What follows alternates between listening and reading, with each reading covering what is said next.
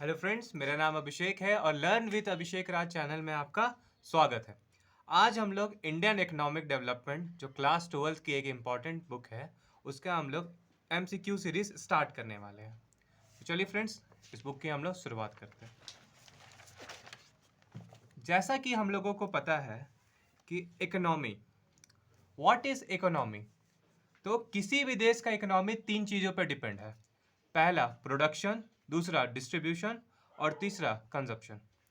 पर हम लोग के आज़ादी के समय Indian economy on the eve of independence, जब भारत आज़ाद हुआ 15 अगस्त 1947 को, तब हमारा देश स्टैग्नेंट इकोनॉमी से जूझ रहा था।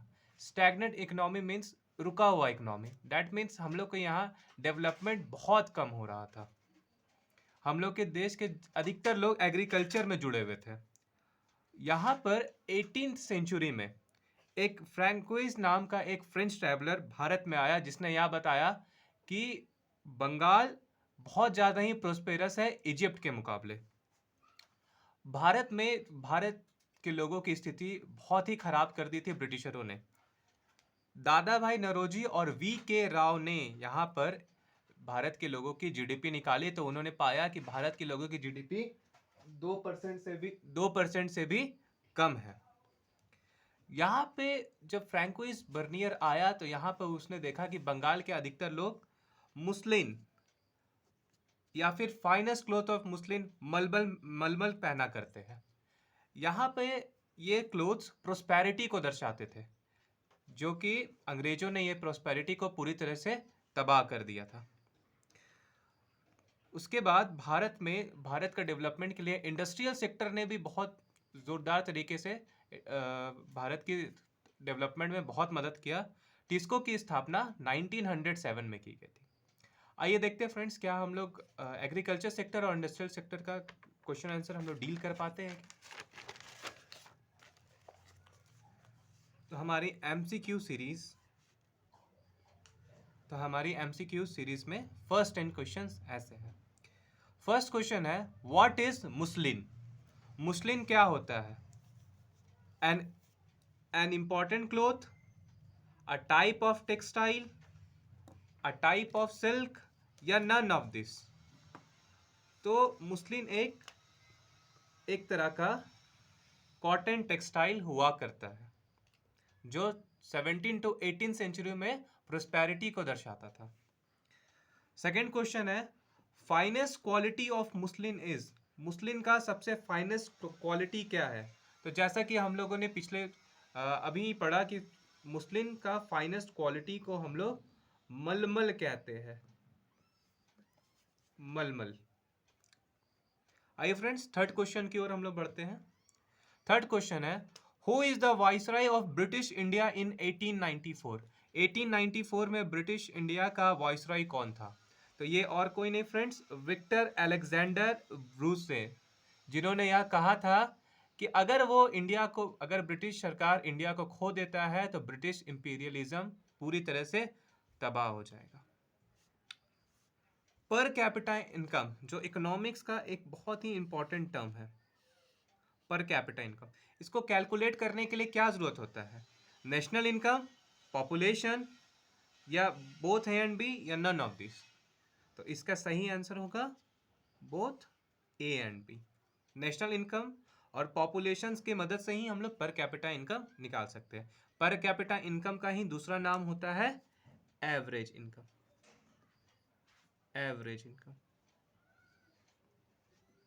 इसका फॉर्मूला होता है total income by total population.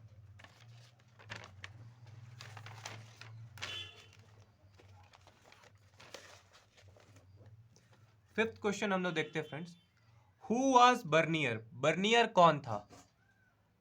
Bernier कहाँ का ट्रैवलर था? तो बर्नियर एक फ्रेंच ट्रैवलर था, जो फ्रांस से भारत में आया था, जिसने बताया था कि बंगाल बहुत ज़्यादा ही प्रोस्पेरस है इजिप्ट के मुकाबले। नेक्स्ट क्वेश्चन है, who was the author of book India's divided? India divided का बुक के ऑथर कौन है? तो इंडियाज डिवाइडेड बुक के ऑथर का नाम है doctor Rajendra Prasad. Doctor Rajendra Prasad. I think बहुत सारे लोगों ने सोच रहे होंगे कि इनका राइटर का नाम मोहनदास करमचंद गांधी होगा, लेकिन वो गलत है। इसका सही आंसर डॉक्टर राजेंद्र प्रसाद होगा। नेक्स्ट क्वेश्चन, जैसा कि हम लोगों को पता है कि अंग्रेज जब भारत में आए तो उन्होंने जमींदारी सिस्टम, एक नई तरीके से जमींदारी सिस्टम को इस्टेब्लिश किया भारत में। तो इस जमींदार लोगों का मेन इंटरेस्ट क्या हुआ करता था? तो इन जमींदार लोगों का मेन इंटरेस्ट हुआ करता था रेंट को कलेक्ट करना। ये लोग किसान की स्थिति को नहीं देखते थे, ये लोग बस रेंट को इकट्ठा करते थे। जैसा कि मैंने आपको वीडियो के स्टार्टिंग में ही कहा था फ्रेंड्स, कि टिस्को का एस्टेब्लिशमेंट क्यों हुआ था जमशेदपुर में। तो यहाँ पे क्वेश्चन है, when was TISCO was established? TISCO को कब एस्टैब्लिश्ड किया गया? तो टिस्को को एस्टैब्लिश्ड 1907 में किया गया। नेक्स्ट क्वेश्चन है, Indian economy on the eve of independence. Indian economy आज़ादी के समय में क्या एक स्टैग्नेंट इकोनॉमी थी, क्या एक रुकी हुई इकोनॉमी थी? तो इसका आंसर क्या होगा, ट्रू या फॉल्स? तो इसका आंसर होगा ट्रू। भारत की इकोनॉमी उस समय स्टैग्नेंट थी, रुकी हुई इकोनॉमी थी। नेक्स्ट क्वेश्चन है, William Digby, who was William Digby और Dadabhai Naoroji? Who was William Digby and Dadabhai Naoroji? मैं ऑप्शन पढ़ देता हूं आपके सामने। Calculator of Indian GDP, Indian GDP को उन्होंने कैलकुलेट किया था। ब्रिटिश पार्टी मेंबर्स थे वो लोग, या नन ऑफ दिस? तो इसका करेक्ट आंसर होगा calculator of India's GDP. Okay friends, अगर ये वीडियो आपको अच्छा लगा हो तो लाइक एंड कमेंट ज़रूर करें और चैनल को सब्सक्राइब करना बिल्कुल ना भूलें। Thank you. टर्म 1 में इस एमसीक्यू की आने की संभावना बहुत ही ज़्यादा है, तो प्लीज़ इस एमसीक्यू सीरीज़ को फॉलो करना ना भूलें। Thank you.